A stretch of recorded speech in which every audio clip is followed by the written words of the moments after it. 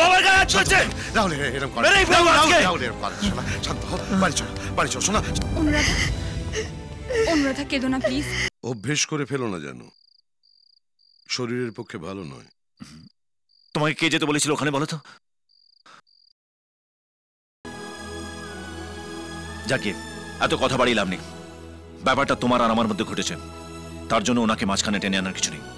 চলো ওনার কাছ থেকে ক্ষমা চাও। চলো। I'll call the security. Security! Security! ক্ষমা চাও বলছি।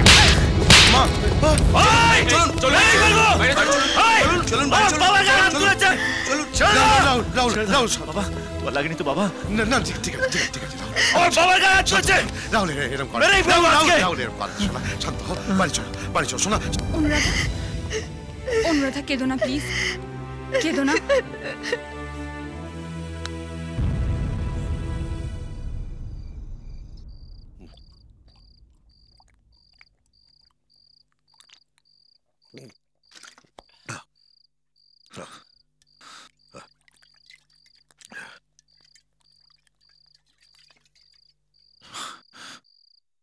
আজকাল রোজ খাওয়া শুরু করেছো নাকি?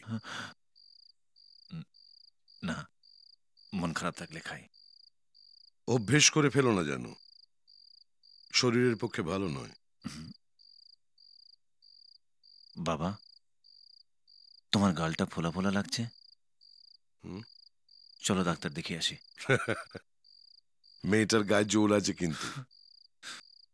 তোমাকে কে যেতে বলেছিল ওখানে বলো তো? আমি এমনি দুদিনে ঠিক হয়ে যেতাম। ও পৃথিবীতে একটাই মেয়ে নাকি? ওসব কথা বাদ দাও। বাদ দেবো মানে? ও তোমার গায়ে হাত তুলেছে আর আমি ছেড়ে দেবো? আমার জেল হলেও পরোয়া নেই, ওকে আমি ছাড়বো। কি আজে বাজে কথা বলছো?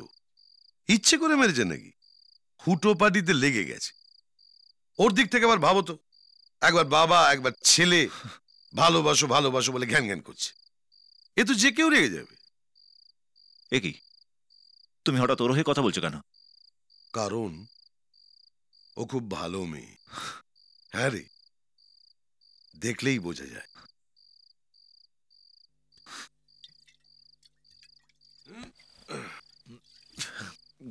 কি হলো, খাবে না?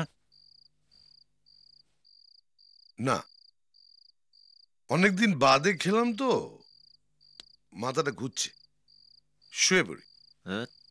তুমি খেয়ে নিও।